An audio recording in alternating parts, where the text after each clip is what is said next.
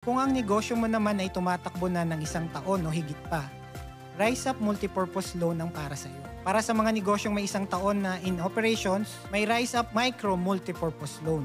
Makakahiram ka ng 100,000 hanggang 300,000 pesos. Kung 2 taon o higit na ang iyong negosyo, pwede ka namang mag-apply sa RiseUp First Time Borrower. Makakahiram ka ng hanggang 3 milyon pang-expand, pang-upgrade o pang-level up ng iyong negosyo.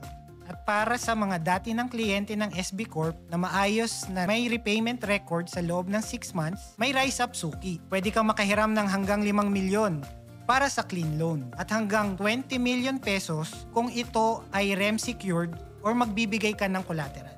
Ang napakagandang balita, 1% lang per month ang interest at ito ay based pa sa diminishing balance.